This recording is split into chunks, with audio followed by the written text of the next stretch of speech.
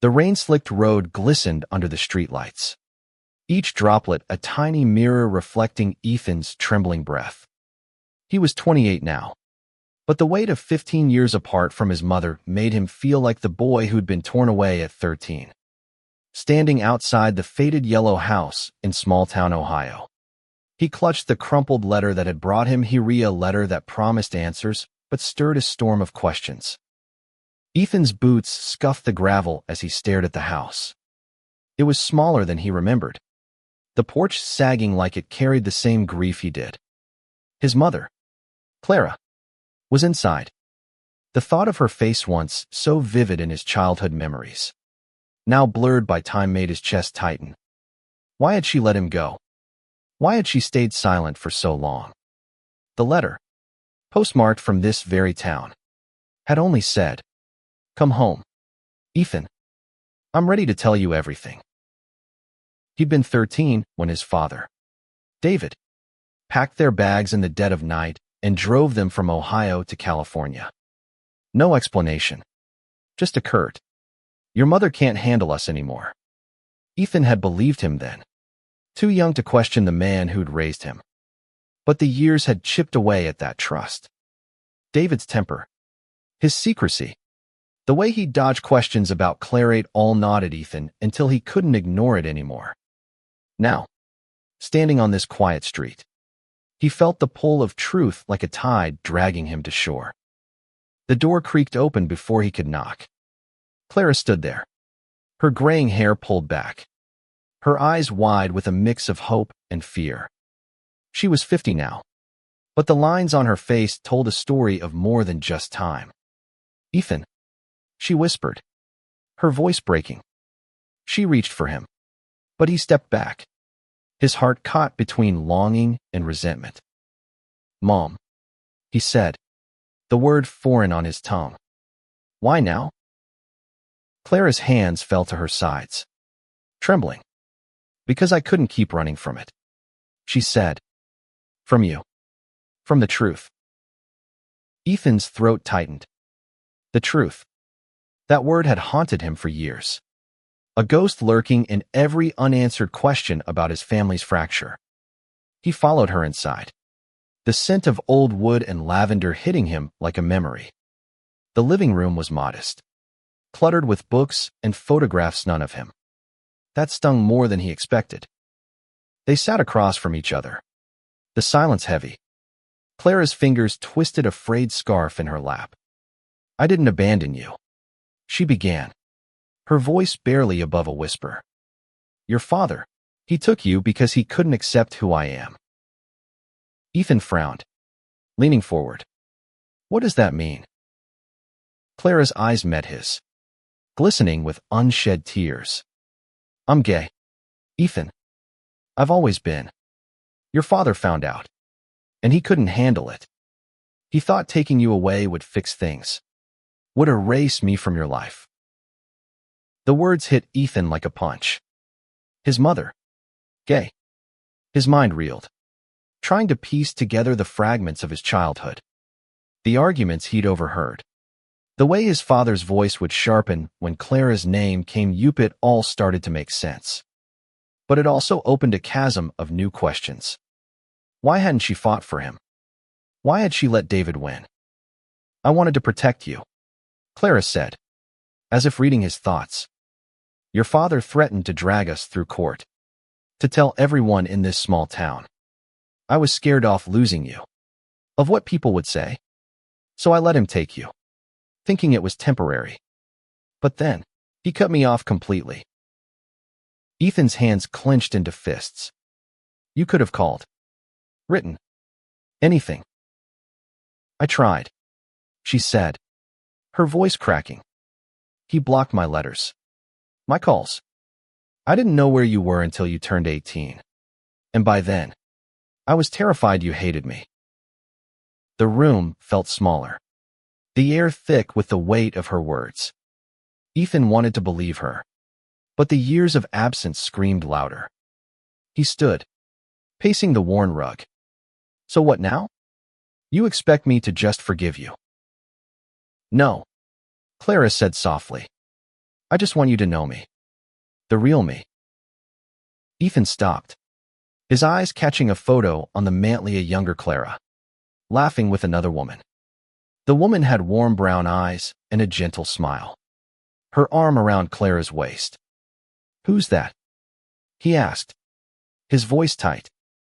Clara followed his gaze, a faint smile breaking through her tears. "That's Sarah, my partner. She's been my rock through all of this." Ethan's heart stuttered. A partner. His mother had built a life without him, a life he didn't know. Part of him wanted to run, to escape the flood of emotions threatening to drown him. But another part, the boy who'd spent years dreaming of his mother's voice, wanted to stay. "Tell me about her," he said finally, sitting back down. "Tell me everything." Clara's face softened, and for the first time, Ethan saw a spark of hope in her eyes. She began to talk, her words weaving a story of love and loss, of a woman who'd fought to be herself in a world that wasn't ready. Ethan listened, his anger softening with every word, though the pain lingered like a bruise. As the night deepened, the rain outside slowed to a drizzle. Ethan didn't have all the answers yet, but for the first time in 15 years, he felt like he was home. The morning light filtered through Clara's kitchen window, casting soft shadows on the table where Ethan sat, cradling a mug of coffee. He hadn't slept much, his mind tangled in the revelations of the night before. His mother's confession, her identity, her love for Sarah. The way his father had ripped their family apart felt like a puzzle with half the pieces missing. Clara moved quietly, setting a plate of toast in front of him. Her movements were careful, like she was afraid one wrong step would send him running. "You used to love my toast," she said, a hesitant smile tugging at her lips. "Burnt just a little, with too much butter." Ethan's chest ached at the memory. He could almost see himself at 10, sitting at their old kitchen table, laughing as Clara smeared butter on his nose. But the warmth of that image clashed with the years of silence. "I don't know how to do this, Mom," he said, his voice low. "I don't know how to be your son again." Clara sat across from him, her hands folded tightly. "I don't expect you to. Not right away. But I want to try. Ethan, I've missed you every single day."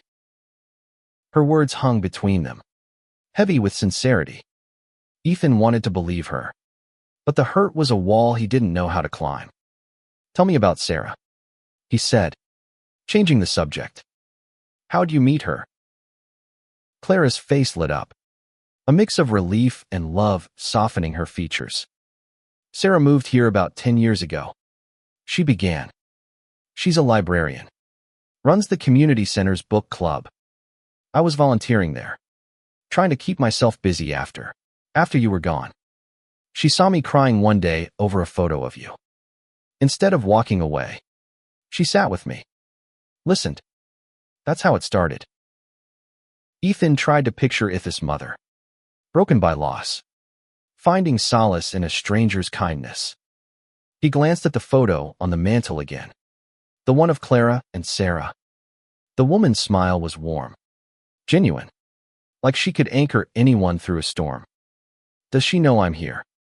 he asked. Clara nodded. "She's been at her sister's this week, helping with a new baby. But she's coming back today. I'd love for you to meet her." Ethan's stomach twisted. Meeting Sarah meant stepping deeper into his mother's world, a world he wasn't sure he was ready for. But he nodded, more out of curiosity than commitment. "Okay," he said. "I'll meet her."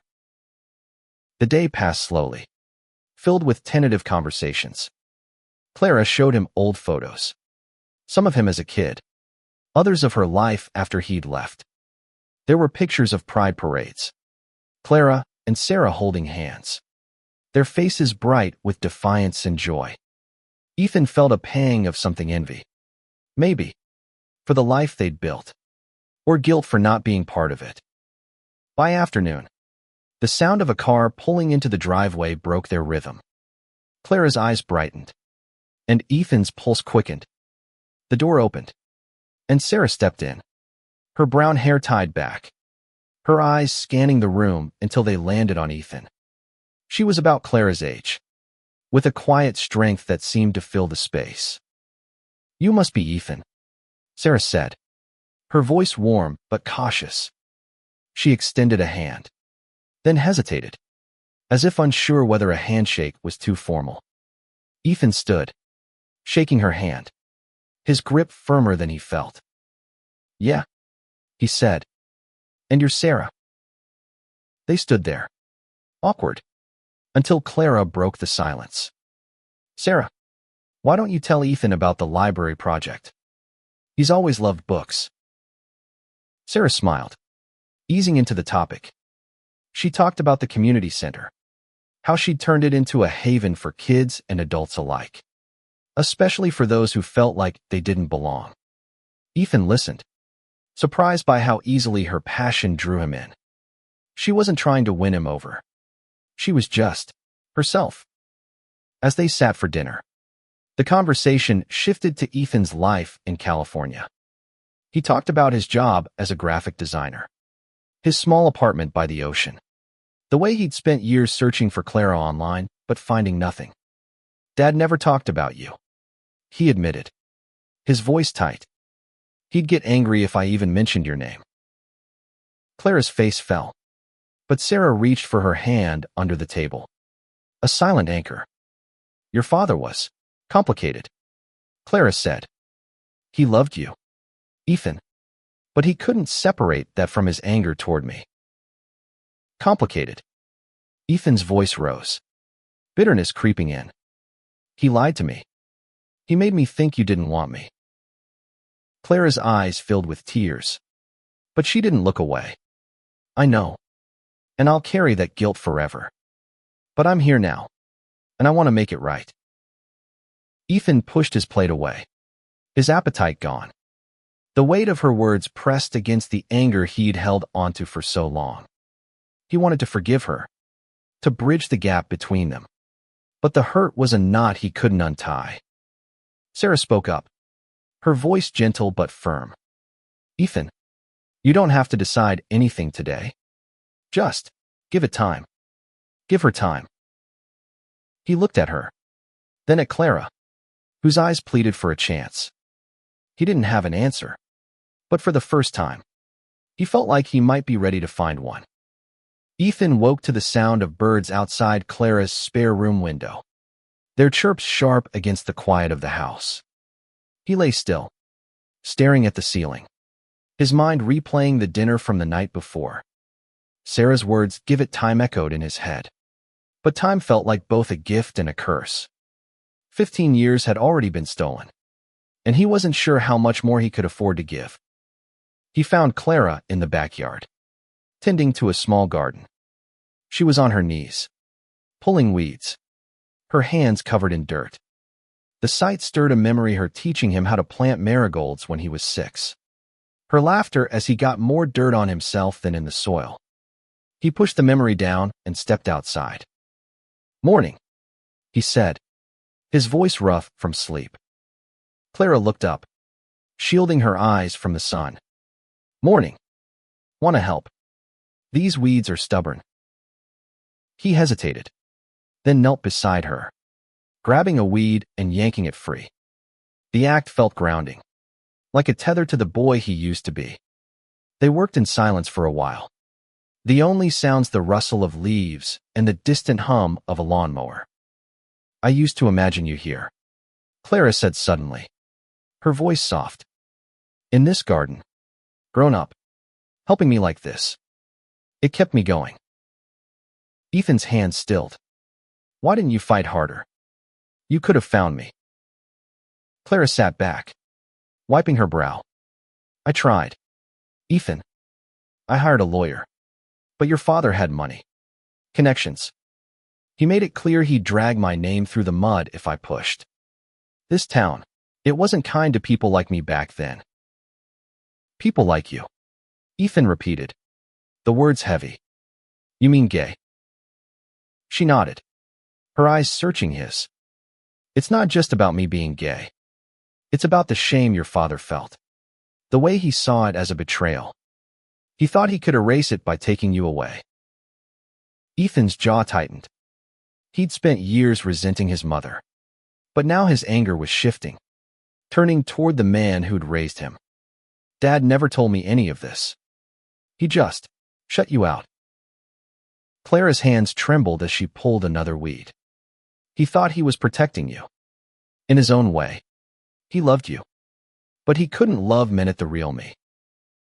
The words hung between them, heavy with the weight of a fractured family. Ethan wanted to ask more, to dig into the details of his father's betrayal. But the sound of footsteps interrupted them. Sarah appeared, carrying a tray of lemonade. Thought you two could use a break, she said, her smile warm but cautious. They sat on the porch, sipping lemonade, the conversation shifting to lighter topics. Sarah talked about the community center's upcoming fundraiser, a talent show for local kids. You should come, she told Ethan. It's chaotic, but it's beautiful. These kids are fearless. Ethan raised an eyebrow. Fearless? In this town? Sarah laughed, a sound that felt like sunlight. Things have changed. Ethan. Not completely, but enough. People are starting to listen, to see us as us. He glanced at Clara, who was watching Sarah with a quiet pride. He wondered what it had been like for them, building a life in a place that hadn't always welcomed them. The thought made his chest ache, not with anger, but with a strange sense of admiration. That evening, Ethan agreed to go to the community center. The building was old but lively, filled with laughter and the chatter of kids rehearsing for the talent show. Ethan watched as Sarah moved through the crowd, high-fiving kids and calming nervous parents. Clara stayed close, her eyes bright with pride. For the first time, Ethan saw his mother as more than just the woman who'd left him. She was someone who'd fought to carve out a space for herself. For Sarah. For others. A teenage boy approached Ethan, his guitar slung over his shoulder. You Clara's son? He asked, his voice bold but curious. Yeah, Ethan said, surprised. How'd you know? The boy grinned. She talks about you all the time. Says you're an artist or something. Ethan's throat tightened. He hadn't expected that Clara talking about him, keeping him alive in her world. I'm a graphic designer, he said. Not exactly an artist. Close enough, the boy said, shrugging. You gonna stay for the show? Ethan glanced at Clara, who was helping a girl adjust her costume. Yeah, he said. I think I will. As the night unfolded, Ethan found himself drawn into the community's warmth. The talent show was messy, heartfelt, and raw kids singing off-key, dancing with abandon, reciting poetry about love and loss. One performance, a spoken-word piece by a non-binary teen about finding their identity, hit Ethan hard. He saw Clara wipe away a tear, and he felt his own eyes sting. Driving back to Clara's house, Ethan was quiet, his mind a whirlwind of emotions. He was starting to see his mother not just as the woman who'd let him go, but as someone who'd survived her own battles. And yet, the question lingered, could he forgive her? Could he forgive himself for all the years he'd spent hating her? Ethan sat on the porch steps, the night air cool against his skin. The talent show had left him rattled, the raw honesty of the performances stirring something he couldn't name. Clara and Sarah were inside, cleaning up after a late-night snack, their laughter drifting through the open window. It was a sound Ethan hadn't heard in years, his mother's laugh, light and unguarded. He pulled out his phone, scrolling through old photos. Most were from California's apartment, his friends, the ocean, but one caught his eye, a blurry shot of him and his father at a baseball game. Ethan grinning with a too big cap slipping over his eyes. David had been a good father in many ways, teaching him how to throw a curveball, cheering at his school art shows. But the lies, the secret sight tainted every memory. Clara stepped outside, wrapping a shawl around her shoulders. "You okay?"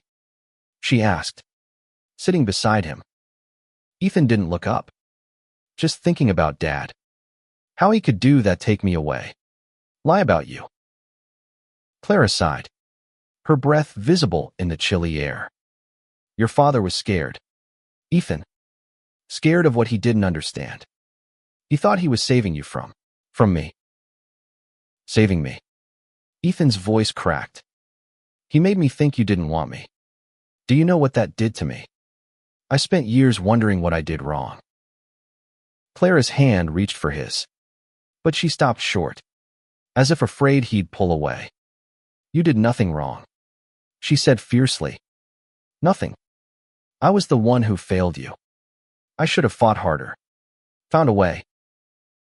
Ethan's eyes burned, but he didn't let the tears fall. Why didn't you tell me? Even when I was a kid. You could have said something. I wanted to, Clara said, her voice breaking. But you were so young, and David was so angry.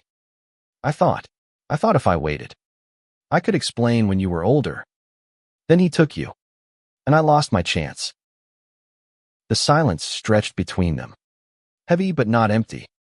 Ethan looked at her, really looked, and saw the weight she carried: guilt, love, fear. I don't know how to let this go, he admitted. I want to, but it's hard. Clara nodded, her eyes glistening. I know, and I'll wait, Ethan, as long as it takes. The next day, Sarah invited Ethan to the library, where she was organizing a new exhibit on local history. He wandered the aisles, the smell of old books grounding him. Sarah found him flipping through a photo album of the town's past, images of festivals and families from decades ago.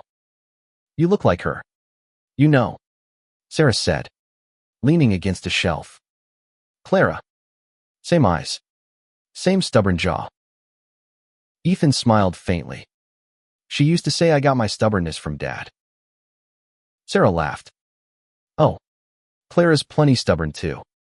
She's fought for this town to accept her. To accept us. It hasn't been easy. Ethan closed the album, his fingers lingering on the cover. What was it like? Being with her. Knowing she was, carrying all this. Sarah's expression softened. Clara's the strongest person I know. She lost you, and it broke her. But she kept going. For herself. For me. For the kids here who needed someone to look up to. She never stopped hoping you'd come back. Her words hit Ethan hard, painting a picture of a woman he barely knew yet felt connected to. He thought of the pride parades and the photos, the community center, the way Clara's eyes lit up when she talked about Sarah. It was a life he hadn't been part of, but one he was starting to understand. That evening, Clara took him to a local diner, a place she said hadn't changed since he was a kid. The neon sign buzzed, and the smell of burgers and fries filled the air. They sat in a booth, and Clara pointed out a carving on the table: E+C. 2005. You did that, she said, smiling. Got in so much trouble for it. Ethan traced the letters, a lump in his throat. I remember. You were so mad, but you laughed when you thought I wasn't looking. Clara's smile faded, replaced by something softer. I never stopped loving you, Ethan. Not for a second. He wanted to say it back, to tell her he loved her too, but the words stuck. Instead, he reached across the table, his hand brushing hers. It wasn't forgiveness. Not yet, but it was a start. As they walked back to the house, Ethan felt the town around him, its quiet streets, its hidden stories. He was beginning to see Clara not just as his mother, but as a woman who'd fought for her truth. And maybe, just maybe, he could learn to fight for theirs. The Ohio air was crisp, carrying the scent of fallen leaves as Ethan walked through the town square. He'd been in town for a week now, each day peeling back another layer of his mother's life. Clara and Sarah had invited him to stay longer. And though he hadn't committed, he hadn't packed his bag either. Something kept him here, maybe the hope of understanding, maybe the fear of leaving with regrets. He stopped at a coffee shop, the same one Clara had mentioned from his childhood. The barista, a young woman with bright pink hair, grinned as she handed him his latte. "You're Clara's kid, right? She's been bragging about you nonstop." Ethan blinked, caught off guard. Bragging? About what? "Your art," the barista said, wiping down the counter. "She showed us your website. That logo you did for the surf shop. Killer." He felt a flush of warmth, mixed with unease. Clara had been following his work, even from afar. It was another piece of her he hadn't expected, another thread tying them together. He thanked the barista and stepped outside, sipping his coffee as he watched the town move around him, kids on bikes, couples strolling, an old man feeding pigeons. It was ordinary, yet it felt like a world he was only beginning to know. Back at Clara's house, he found her and Sarah sorting through boxes in the garage. Old junk, Sarah called it. But Clara's eyes sparkled as she pulled out a child's drawing, Ethan's, from when he was 8. It was a crayon sketch of their family, him, Clara, David, standing under a rainbow. "You kept this?" Ethan asked, his voice tight. Clara nodded, her fingers brushing the paper. "I kept everything. Every drawing. Every note. It was all I had of you." Ethan's chest tightened. He took the drawing. The colors faded, but the memory vivid. He could almost feel the crayon in his hand, hear Clara's voice praising his work. "I thought you forgot me," he admitted, barely above a whisper. "Never," Clara said, her voice fierce. "Not for a moment." Sarah excused herself, giving them space. Ethan sat on the garage floor, surrounded by boxes of his past. Clara joined him, pulling out more relic school projects, birthday cards, a tiny pair of sneakers. Each item was a bridge to the boy he'd been, the boy she'd never stopped loving. "Why didn't you tell me about Dad?" Ethan asked, his voice raw. "About how he hated who you are." Clara's hands stilled. "I didn't want you to hate him. He was your father, and he loved you, even if he didn't love me. I thought you'd be better off with some good memories of him." Ethan shook his head, anger flaring. "He lied to me, Mom. He made me think you didn't care. Do you know how many nights I spent wondering why you left me?" Clara's eyes filled with tears. "I know, and I'll never forgive myself for letting you believe that." The air felt heavy, charged with years of unspoken pain. Ethan wanted to yell, to cry, to run, but he stayed, rooted by the weight of her love. "I don't know how to fix this," he said. "I don't know if I can." "You don't have to fix it alone," Clara said. "We can do it together." That night, Ethan joined Clara and Sarah for a quiet dinner. The conversation was lighter, filled with stories of the town, Sarah's library projects, Clara's volunteer work. Ethan found himself laughing, a sound that felt foreign but welcome. He was starting to see them not just as his mother and her partner, but as people flawed, resilient, human. The next day, Clara took him to a local park, where a small pride event was happening. Rainbow flags fluttered in the breeze, and families mingled with couples and friends, their laughter filling the air. Ethan watched Clara and Sarah walk hand in hand, their ease a stark contrast to the tension he'd grown up with. A young couple approached Clara, thanking her for her work at the community center.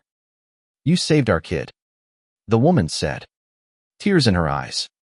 "He's himself now. Because of you." Ethan's heart swelled. He saw his mother through new eyes, a woman who'd turned her pain into purpose, who'd built a community where others could belong. He wasn't ready to forgive everything, but he was starting to understand her strength, her sacrifices.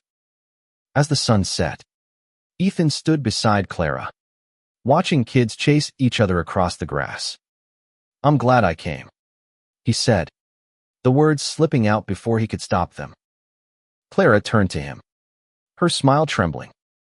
"I'm glad you're here, Ethan. More than you'll ever know." Ethan's second week in Ohio stretched into a rhythm of quiet moments and heavy conversations. He spent mornings with Clara in the garden, afternoons exploring the town, and evenings with her and Sarah, piecing together the life he'd missed. Each day chipped away at the wall between them, but the shadow of his father's actions loomed large. One afternoon, while helping Sarah at the library, Ethan found a box of letters tucked away in a storage room.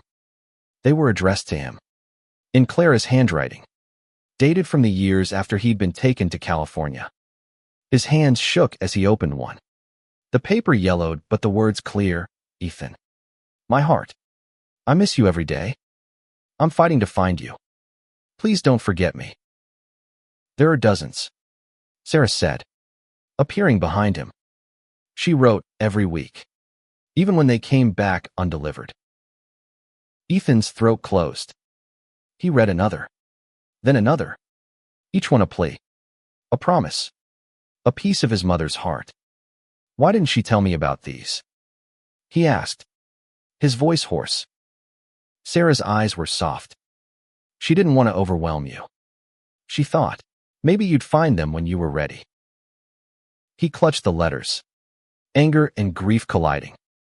His father had blocked them, had lied, had stolen not just his mother, but her words, her love. The betrayal cut deeper than he'd expected, and for the first time, he felt a surge of hatred toward the man he'd once idolized. That night, Ethan confronted Clara. "Why didn't you show me these?" he demanded, holding up the stack of letters. "You let me think you didn't care." Clara's face crumpled. "I was scared, Ethan. Scared you'd hate me more for dragging you into my pain. I wanted to give you a chance to know me now, not just the mess I was then." "You should have trusted me," he said, his voice breaking. "I deserve to know." "You're right," Clara said, tears streaming down her face. "I was wrong. I was so afraid of losing you again." The room felt too small, the air too thick. Ethan stormed outside, the letters still in his hand. He sat on the porch, reading them under the dim light of a lamp. Each one was a window into Clara's struggle, her fear, her love, her fight to keep him in her heart. By the time he finished, his anger had softened, replaced by a deep, aching sadness. Sarah found him there, her presence quiet but steady. "She's carried that guilt for years," she said, "but she never stopped hoping you'd come back." Ethan looked at her, his eyes wet. "I don't know how to move past this. I want to, but it hurts." Sarah nodded, sitting beside him. "It's okay to hurt. It's okay to be angry. Just don't let it keep you from her. She's worth knowing, Ethan." He thought of the Pride event, the kids at the community center, the way Clara's face lit up when she talked about helping others. He thought of the letters, proof of a love he'd doubted for so long. "I'm trying," he said finally. "I'm really trying." The next day, Ethan joined Clara and Sarah for a volunteer event at the community center, helping set up for a youth art show. He worked alongside teenagers, guiding them as they hung their paintings and sculptures. One girl, a shy 15-year-old named Mia, showed him her sketch of two women holding hands. "It's my mom's," she said, her voice proud but nervous. Ethan smiled, his heart twisting. It's beautiful, he said. They're lucky to have you. Mia beamed, and Ethan felt a spark of something connection. Maybe. Or purpose. He glanced at Clara, who was watching him with a quiet smile. For the first time, he felt like he was part of her world, not just a visitor. That evening, as they cleaned up, Clara pulled Ethan aside. I'm proud of you, she said, for being here, for trying. I know it's not easy. Ethan swallowed hard, the weight of her words settling in his chest. I'm starting to get it, he said. You. This town. Everything. Clara's eyes shone with tears, but she smiled. That's all I've ever wanted. As they walked home under the stars, Ethan felt a shift. The pain was still there, but so was something new hope. Fragile but growing. That they could rebuild what had been broken. Ethan's days in Ohio began to blur into a rhythm of discovery. He spent hours with Clara, learning the contours of her life, the coffee shop she loved, the bookstore where she and Sarah spent lazy Sundays, the community center that had become her heart. Each moment was a step toward understanding. But the shadow of his father's betrayal lingered, a wound that hadn't yet healed. One morning, while sorting through more boxes in Clara's attic, Ethan found a journal. Its leather cover was worn, the pages filled with Clara's neat handwriting. He hesitated, then opened it, drawn to an entry dated a year after he'd been taken away. Ethan would be 14 today. I wonder what he looks like now. If he still draws. If he hates me. David called last night. Said Ethan's better off without me. I wanted to scream. To fight. But I'm so tired. Sarah says I'm stronger than I think. But I don't know how to keep going without my son. Ethan's hands trembled as he read. Each word a knife. He flipped through more entries, finding years of pain, hope, and love poured onto the pages. Clara had never given up on him, even when she'd had every reason to. He closed the journal, his chest tight, and carried it downstairs. Clara was in the kitchen, chopping vegetables for dinner. She looked up, her smile fading when she saw the journal. Where'd you find that? She asked, her voice quiet. In the attic, Ethan said, setting it on the counter. I read some of it. I didn't know how much you fought for me. Clara's hands stilled, her eyes fixed on the journal. I didn't want you to see that. It's raw, messy. It's honest, Ethan said, his voice breaking. You never stopped loving me, even when I thought you did. Clara's tears fell freely now, and she didn't try to hide them. I couldn't stop. Ethan, you're my son. He crossed the room in 2 steps, pulling her into a hug. It was awkward at first, their bodies stiff from years apart. But then Clara's arms tightened around him, and Ethan felt the dam break. He cried for the boy who'd felt abandoned, for the mother who'd never stopped fighting, for the years they'd lost. I'm sorry, he whispered, for doubting you. I'm sorry too, Clara said, her voice muffled against his shoulder. For everything. They stood there, holding each other, until Sarah walked in, her eyes softening at the sight. Looks like I'm interrupting, she said, but her smile was warm. Ethan pulled back, wiping his eyes. You're not. I think I'm starting to get it. All of this. Sarah nodded, her gaze steady. Good. Because you're family now, whether you like it or not. The words hit Ethan harder than he expected. Family. He hadn't felt that in years. Not since the night his father drove them away. But here, in this small Ohio town, he was finding it again, not just with Clara, but with Sarah, with the community they'd built. The next day, Ethan joined Clara and Sarah at a town hall meeting, where they were advocating for a new youth center program for LGBTQ plus kids. Ethan watched as Clara spoke, her voice steady but passionate, outlining the need for a safe space where kids could be themselves. The room was divided. Some nodded in support. Others crossed their arms, their faces hard. Ethan felt a surge of protectiveness for his mother, for the fight she'd taken on. After the meeting, a man approached them, his expression guarded. "Clara, I owe you an apology," he said. "I didn't get it before what you've been through, what you're doing for these kids. My daughter, she came out last year. Your center helped her." Clara's smile was gentle but fierce. "Thank you, Tom. That means everything." Ethan watched, his heart swelling with pride.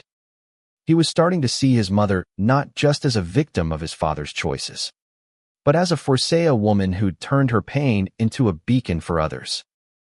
That night, as they sat around the dinner table, Ethan made a decision. "I'm staying," he said, the word surprising even himself. "Not forever. Maybe. But longer. I want to know you, Mom. Really know you." Clara's eyes filled with tears, but her smile was radiant. "I'd love that, Ethan. More than anything." Sarah raised her glass, her grin wide. "To family," she said. Ethan clinked his glass against hers, the words settling into his bones. Family. It wasn't perfect, but it was his. Ethan's decision to stay marked a turning point, a quiet promise to rebuild what had been broken. The days that followed were filled with small moments: breakfasts with Clara, late-night talks with Sarah, walks through the town that was starting to feel like home. But the past wasn't done with him yet, and the truth about his father still gnawed at his heart. One evening, while helping Clara sort through old files, Ethan found a letter from his father, dated a year before David's death. It was addressed to Clara, the handwriting shaky but unmistakable. Ethan's hands trembled as he read. "Clara, I know you'll never forgive me, and I don't deserve it. Taking Ethan was the biggest mistake of my life. I thought I was protecting him, but I was just protecting myself from my own shame. I see now how wrong I was. He deserves to know you, to know the truth. I'm sorry." Ethan's breath caught. His father had known he was wrong, had carried that guilt until the end. It didn't erase the pain, but it softened the edges, giving Ethan a glimpse of the man beneath the anger. He showed the letter to Clara, whose face paled as she read it. "He sent this after he got sick," she said, her voice quiet. "I didn't know how to respond. I was still so angry." Ethan nodded, his throat tight. "Did he ever try to make it right?" Clara shook her head. "He didn't have the chance. He passed a few months later. But this means he wanted to." The letter was a weight and a release, a final piece of the puzzle. Ethan spent the night thinking about his father, not the villain he'd started to see, but a flawed man who'd made a terrible choice out of fear. It didn't excuse him, but it humanized him, and that was enough for now. The next week, Ethan joined Clara and Sarah at the community center's grand opening for the new youth program. The room was packed with families, kids, and allies, the air buzzing with hope. Ethan helped hang decorations, his artist's eye catching the joy in every detail: the rainbow banners, the kids' artwork, the smiles on faces that had once been wary. During the event, Clara took the stage, her voice steady as she spoke about the importance of acceptance, of creating spaces where everyone could belong. Ethan watched from the crowd, his heart swelling with pride. When she finished, the room erupted in applause, and Ethan found himself clapping too, tears in his eyes. Afterward, a young man approached Ethan, his expression nervous. "I heard you're Clara's son," he said. I wanted to say thanks." This place it saved me when I didn't think I could keep going. Ethan's voice caught. I'm glad, he said. She's pretty amazing. The young man smiled, and Ethan felt a spark of purpose. He wasn't just Clara's son anymore. He was part of something bigger, something that mattered. That night, as they sat on the porch, Ethan turned to Clara.